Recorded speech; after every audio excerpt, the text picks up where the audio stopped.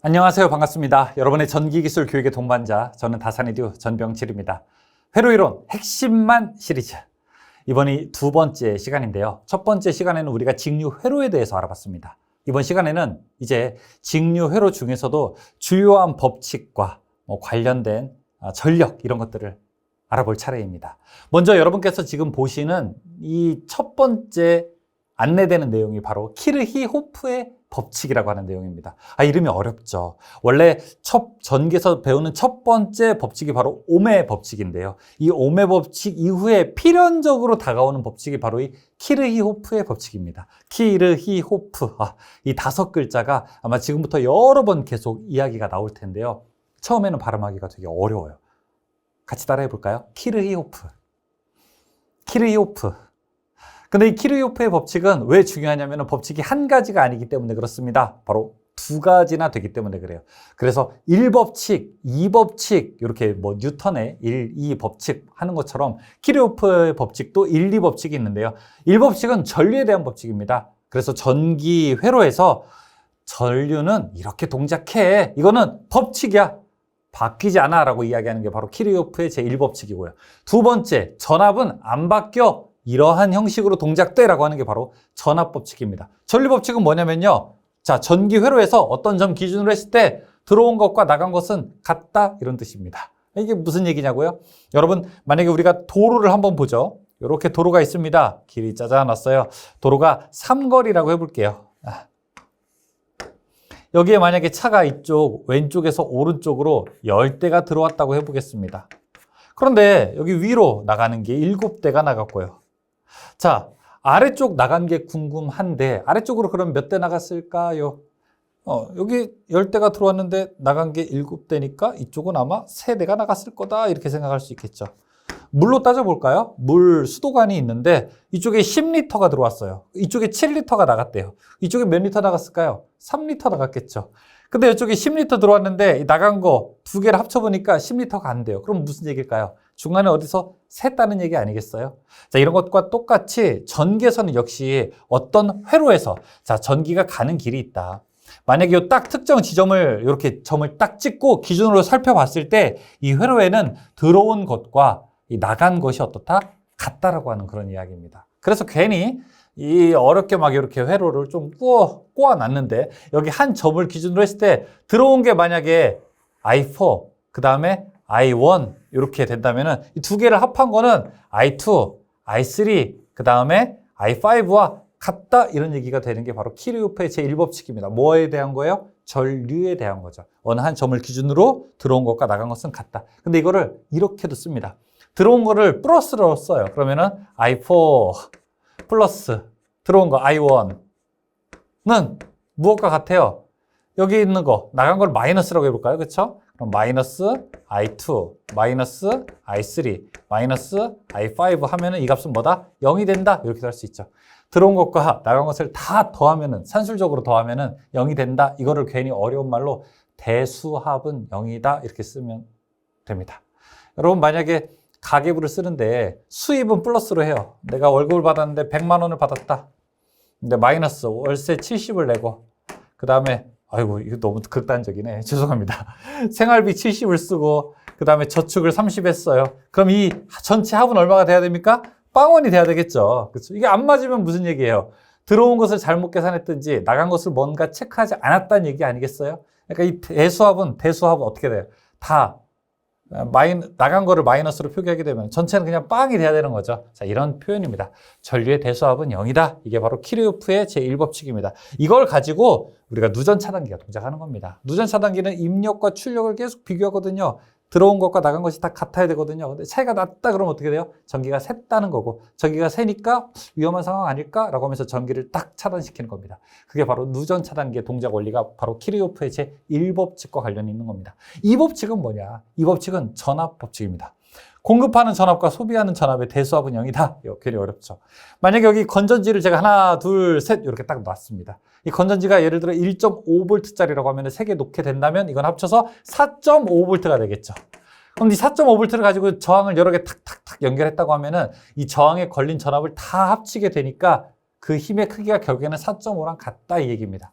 첫 번째 저항에 만약에 1V 걸렸어요. 두 번째 1V 걸렸어요. 그럼 여기는 몇 볼트 걸렸다는 거예요? 1, 2 하면 3이니까 여기는 1.5V다라고 하는 얘기입니다. 결국에는 저항이 크면 전압이 더 많이 걸리니까 이거는 A에서 B라는 곳으로 만약에 전기를 보내요.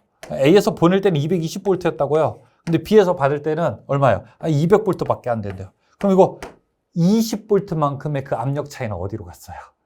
이 중간에 전선에서 까먹은 거죠? 얼마? 20만큼 까먹은 거죠. 그러니까 결국에는 여기에 걸리는 전압, 여기에 걸리는 전압 두 개를 합했더니 무엇과 같다? 처음에 공급한 것과 같다. 그러니까 공급한 전압과 소비한 거, 두 개가 더 소비한 거 아니겠어요? 이 소비한 거의 대수합은 빵이다 이 얘기하는 거죠. 공급한 걸 만약에 플러스로 하고 220, 소비한 거를 마이너스로 한다면은 이 합은 얼마다? 이거는 빵이 된다. 이 얘기가 키르호프의 제2법칙, 전압법칙입니다. 근데 여기서 이제 헷갈리는 거는 전류가 1인지 전압이 1인지 이게 조금 헷갈린단 말이에요. 저도 이거 엄청 헷갈렸어요, 처음에. 근데 제 마음에서 딱 기준을 놨어요. 아마 여러분 이 내용은 나중에 전기 설비까지 공부할 때 전기 설비 공부할 때까지 유효할 텐데요. 여러분, 전압이 1번일 것 같아요? 전류가 1번일 것 같아요? 전기 공부하다 보면. 자, 저는 처음에 전기 공부할 때는 전압이 더 중요하다고 생각을 했거든요. 그렇지 않아요. 자, 이제부터는 전류가 더 중요합니다. 우리한테 봤을 때는 이 압력의 세기는 이 서로 다른 기기들끼리 공통으로 맞추는 기준 같은 거고, 전류가 얼마나 크냐에 따라서 차단기 용량도 바뀌고, 전선의 굵기도 바뀌고, 전선관의 크기도 바뀌고, 그 다음에 전선의 공사 방법도 바뀌고 퓨즈의 용량이나 뭐 이런 다른 것들이 다 바뀌게 되는 겁니다. 그래서 지금부터는 전압보다는 전류가 더 중요하구나라고 생각하세요. 그래서 전류가 몇 번째 법칙이다? 제1법칙이다. 자, 우리 마음 기억하기 뭐라고요? 전류가 첫 번째다 기억해야 됩니다. 좋아요. 이제 이 전류까지 알아봤으니 그럼 일상에서 가장 많이 쓰는 것 마지막 정도로 가서 전력이라고 하는 것도 한번 알아보죠. 전력이라고 하는 건 뭐냐? 전력. 이 마력은 말의 힘이에요. 인력은요, 사람의 힘이에요. 전력은 전기의 힘이에요. 그래서 일렉트릭 파워라고 합니다. 파워라고 해서 전력은 맞아요. 기호로 할 때는 이렇게 P로 씁니다. 단위는 뭐냐면요. 여러분 많이 들어봤을 거예요. W를 쓰고 읽을 때는 이거 와트라고 있습니다. 많이 읽어봤죠. 예를 들어 이런 거죠. 자, 200하고 W라고 돼 있으면 누구든지 이렇게 읽어요. 200와트다. 자, 만약에 1000이라고 돼 있어서 W라고 써 있으면 누구든지 이렇게 읽어요. 1000와트다.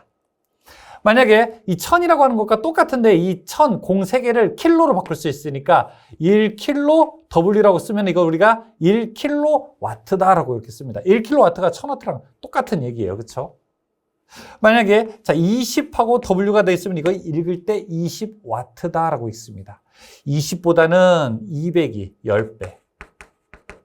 200보다는 1000이 5배. 일을 더 많이 하는 겁니다. 전기 요금으로 따지자면 전기 요금 5배 더 많이 내는 거죠. 10배 더 많이 내는 거죠. 전구로 치자면, 등으로 치자면 훨씬 더 밝은 거죠. 전기를 더 많이 소비하니까, 일을 더 많이 하니까. 우리 입장에서 봤을 때는 일을 더 잘하는 애들이고, 더 힘이 센 애들이고, 전기를 요금을 내는 사람 입장에서 봤을 때는 전기 요금을 더 많이 내는 거고. 그러니까 대기 전력이 몇 와트냐 이런 얘기. 대기하고 있을 때, 일 안 하고 스탠바이 하고 있을 때 얼마나 전기를 많이 쓰냐 이런 거죠. 똑같은 빛의 크기를 내는데 형광등이 내는 것보다 LED가 훨씬 더 와트수가 적다면은 똑같은 빛을 낼 때는 전기 요금이 더 절약되는 거죠. 난방기기 이런 것들 여러분 이렇게 다림이라든지 선풍기처럼 생긴 히터 있잖아요. 겨울철에 쓰는 거 막 이런 거 보통 여러분 1000와트짜리가 많습니다.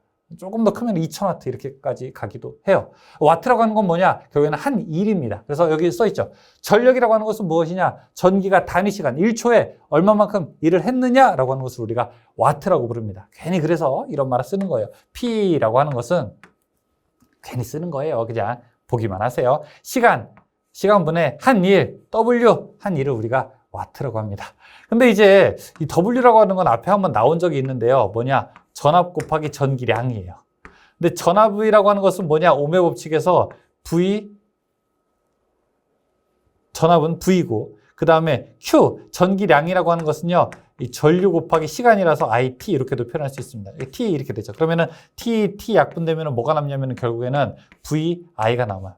이 얘기는 뭐냐? 전력이라고 하는 것은요, 전압 곱하기 전류로도 볼 수 있습니다. 지금 수준에서는요, 지금 단계까지에서는 예를 들어 여러분이 집에 있는 게 이 편의상 220인데 20 빼고 200V라고 할게요. 200V인데 우리 집에 있는 다리미가 1000W래 라고 한다면 1000W라고 하면은 200V가 몇 암페어 쓴다는 겁니까? 5A 쓴다는 거죠. 5A 쓴다는 거죠. 우리 집에 만약에 자 여기 200W짜리 어떤 선풍기가 있어. 뭐 히터가 있어. 그러면은 이때는 200V에 얼마? 1A가 흐른다는 겁니다. 전압 곱하기 전류 하면은 이렇게 전력이 되는 겁니다. 그럼 내가 이 전자제품은 몇 암페어 정도 흐를까라고 하면은 I는 이렇게 놓을 수 있겠죠.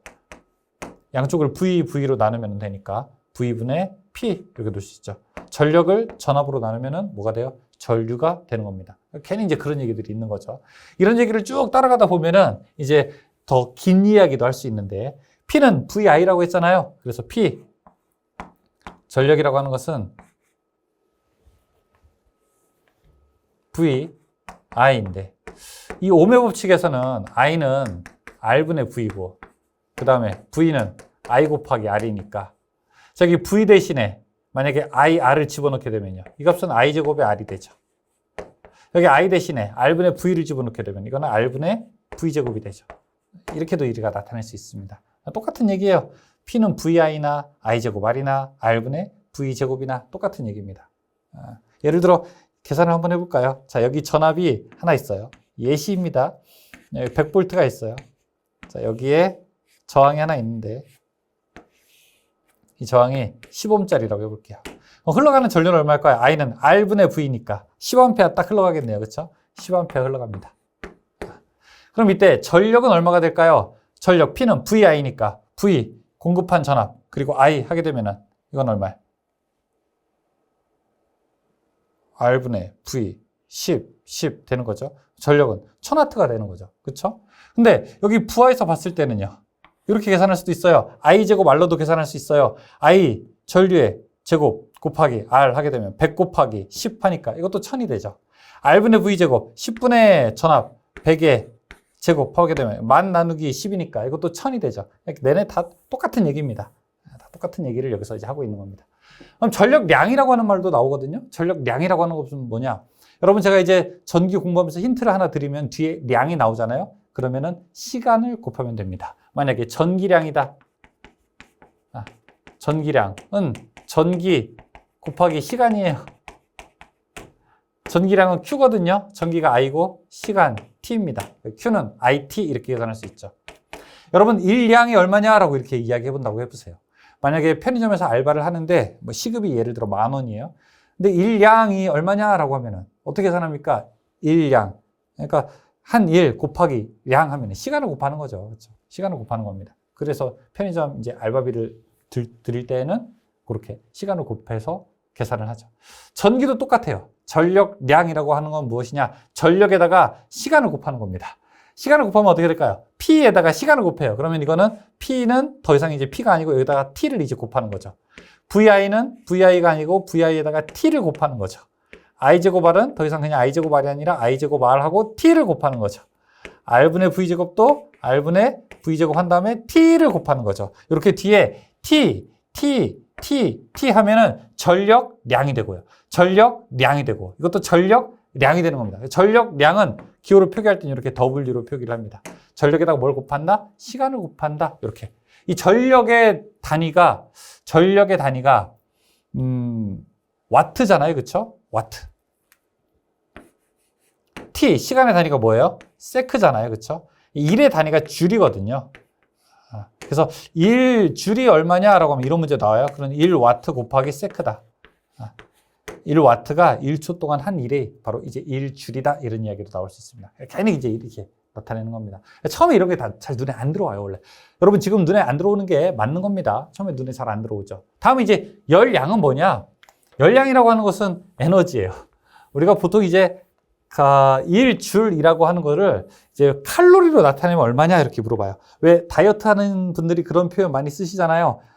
오늘 뭐 이거 먹으면 몇 칼로리, 이렇게 뭐 계단 오르면 몇 칼로리 이렇게 이야기하잖아요. 그렇죠? 1칼로리라는 거 하는 것이 무슨 뜻입니까? 순수한 4도씨의 물을 1도씨 올리는데 필요한 열량, 이걸 우리가 이제 칼로리라고 하는데 1줄이라고 하는 이 전력량을 1의 양을 우리가 칼로리로 바꿀 때에는 0.24를 곱해줍니다. 그래서 1줄은 정확하게 하면은 0.23888 이렇게 되는데 그냥 대략 0.24 칼로리라고 이렇게 이야기합니다. 왜 이런 표현을 쓰게 되냐면요. 우리가 전기의 양은 전력량은 이렇게 보통 킬로와트 아워라고 하는 걸 많이 쓰거든요. 제가 와트라고 하는 게 뭐라고 했어요? 전력의 단위잖아요. 그렇죠? 근데 보통 이제 100와트, 200와트 이 정도는 약하잖아요. 보통 이제 1000단위를 쓴다고 그러면 보통 이제 킬로가 쓴다고요. 거리도 우리가 계산할 때 여기서 제가 있는 곳이 여기가 세종이거든요. 세종에서 서울 갈 때 뭐 이야기할 때 몇 미터다 이런 말 쓰지 않잖아요. 몇 킬로미터다 보통 그런 말 쓰잖아요. 왜냐면 굉장히 기니까.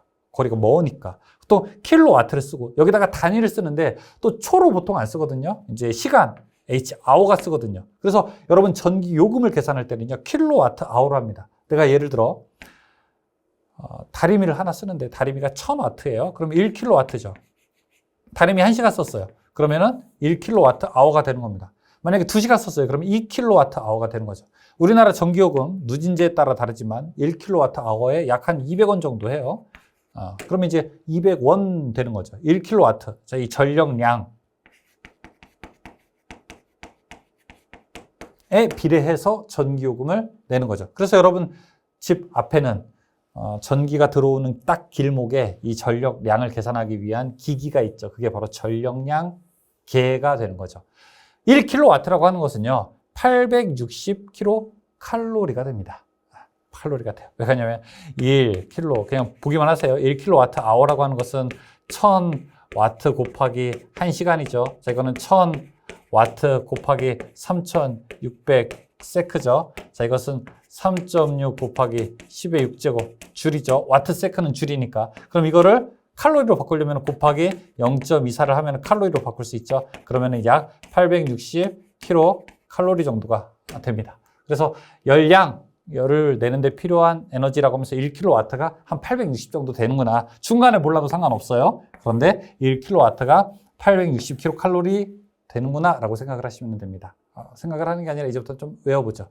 왜냐하면 우리가 히터 계산식 같은 거 할 때 이 커피포트가 만약에 내가 1킬로와트짜리가 있는데 1킬로와트를 시간을 얼마 정도 줬을 때 물이 20도에서 40도까지 오를까? 이런 계산식이 나중에 한두 번씩 나오거든요. 그런 계산할 때 유용하게 사용됩니다. 1킬로와트가 860kcal라고 하는 것 기억하시면 좋습니다.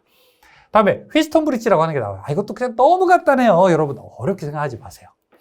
여기 지금 마른 목골이라고 하잖아요. 우리가 이런 도형의 형태를 마른 목골로 딱 놓고 저항을 하나, 둘, 셋, 네 개 놨어요. 얘네 이름을 R1, R2, R3, R4라고 했어요. 그 다음에 여기다가 건전지를 딱 연결했대요.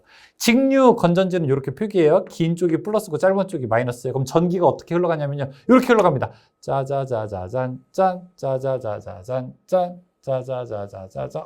길이 두 가지 길이네? 위로 일부 가고, 빠바바바바바바밤. 아래로 일부 가고, 빠바바바바밤. 자, 이 안에 G라고 하는 것은 이거는 검류계라고 해서 전류가 있는지 없는지 검사하는 애예요. 그래서 지금 이렇게 이제 그냥 생각 안 할게요. 자, 그 다음에 다시 이 서로 나눴던 애들이 이렇게 다시 합쳐지게 됩니다. 그리고 다시 이제 원래 건전지의 뒷공무니로 오죠. 그리고 에너지는 또 이렇게 반복되는 형태를 가져요. 첫 번째 있는 저항을 우리가 R1이라고 하고요. 여기 밑에 있는 걸 R2라고 하고, 여기 있는 걸 R3라고 하고, 여기 있는 걸 R4라고 하잖아요. R1, 2, 3, 4가 이렇게 서로 마른 목골로 구성이 되어 있을 때 중간에 R1 사이와 R3 사이, R1, R4 사이와 R2, 3 사이에다가 딱 놓고 이 사이에다가 검유계를 연결한다면은 이 검유계의 바늘이 움직이지 않을 때가 있다는 거예요. 어떻게 움직이지 않을 때가 있느냐? 이 R1, R3 곱한 것과 R2, R4 곱한 값이 똑같다라고 하면은 전위가 똑같아서 이 사이에는 전류가 흐르지 않는다는 겁니다. 이걸 우리가 이제 전위가 똑같다고 해서 등전위라고 부릅니다. 등전위라고 하면 예를 들어 자 이게 2옴이고 자 이게 저항이 3옴이다. 그럼 얼마예요? 3, 2 하면 6이죠. 여기가 1옴이고 여기가 6옴이다. 그러면은 R1 곱하기 R3가 R2 곱하기 R4와 같아야 되거든요. R1이 얼마라고 했냐면 지금 2라고 했고요. 2 곱하기 여기 3과 R2 1 곱하기 얼마예요? 6. 이 값이 서로 똑같잖아요. 자, 이렇게 되면 어떻게 된다고요? 이 안에 검유기의 전류가 흐르지 않는다고요. 이걸 우리가 브릿지 평형이라고 합니다. 이런 모양을 우리가 브릿지라고 불러요. 브릿지 회로. 브릿지. 다리 같은 회로죠. 브릿지라고 하고 평형은 어떤 거다? 서로 대각선 곱길이 같으면 이걸 우리가 평형이다. 이거 가지고 뭘 알 수 있느냐? 이런 거 혹시 본 적 있으세요? 양팔저울이라고 해서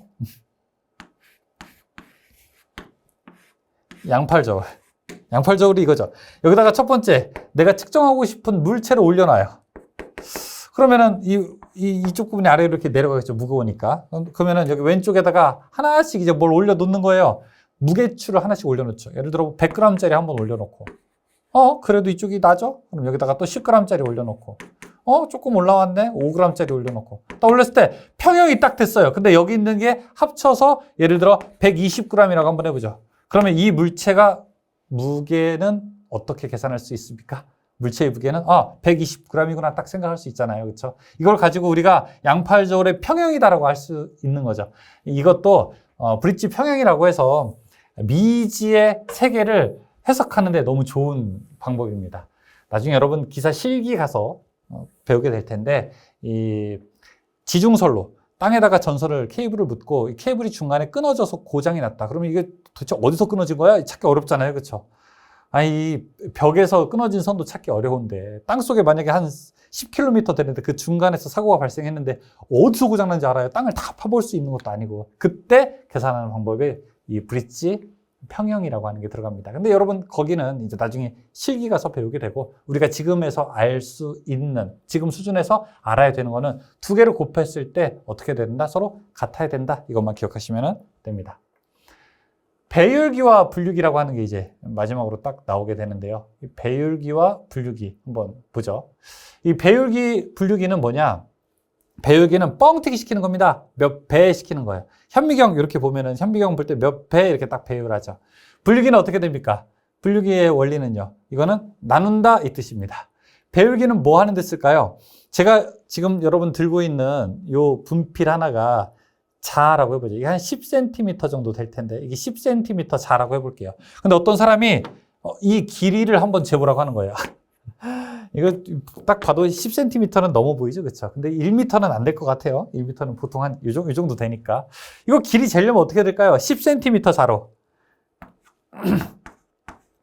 제가 이 주황색 길이를 잴 수 있는 방법 어떻게 될까요? 이게 몇 번 해야 될까요? 하나, 둘, 셋 하고 딱 찍은 다음에 나머지 얼마 하면은 한 3개 하고 반 정도 됐으니까 한 35cm다 이렇게 우리가 알 수 있을까요?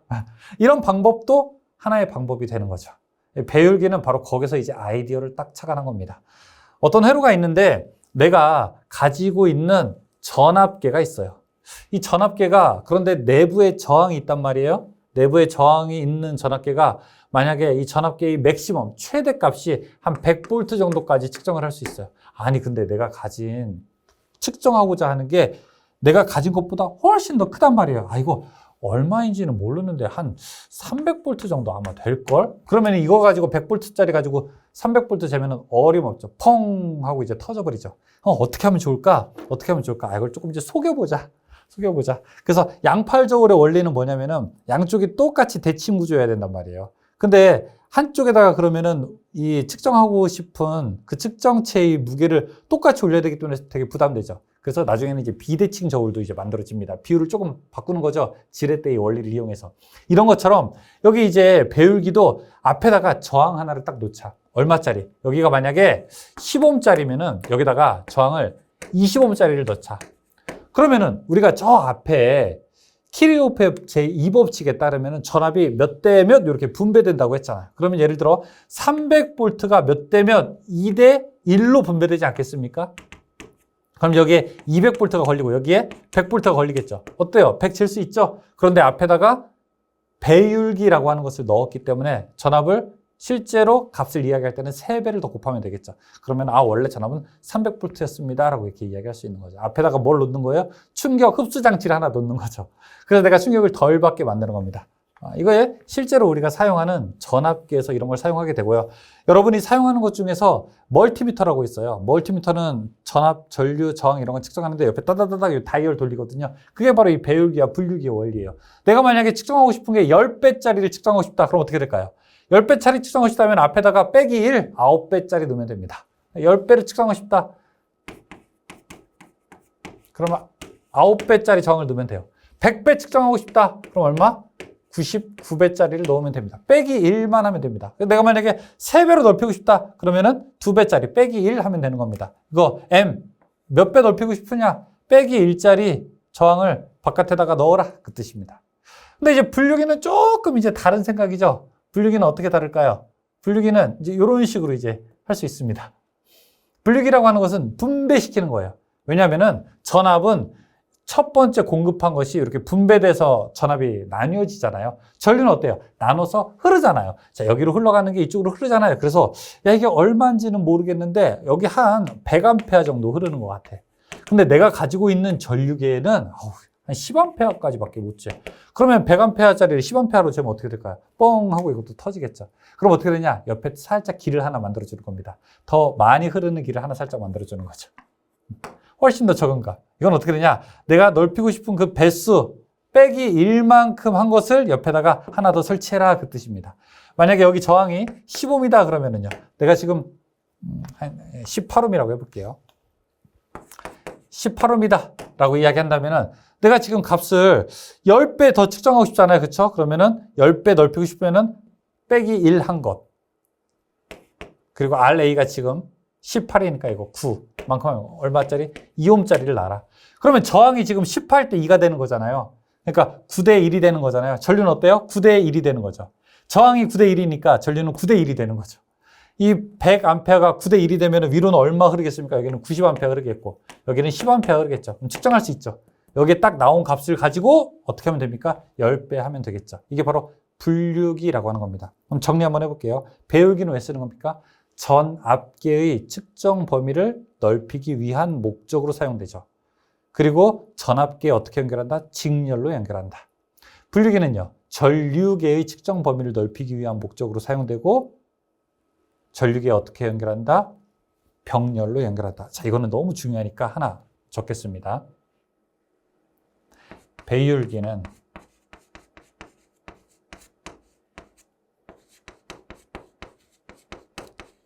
전압계의 측정 범위를 넓히기 위한 목적으로 사용되고 전압계에 어떻게 한다? 직렬로 연결한다. 그때 빼기 1만 하면 돼요. 분류기는요.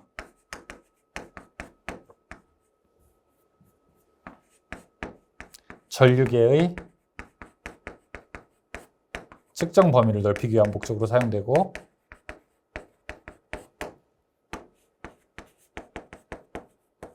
전류계의 병렬로 연결한다. 자, 이게 바로 이 RS라고 하는 게 분류기고요. 여기 RM이라고 하는 게 배율기입니다.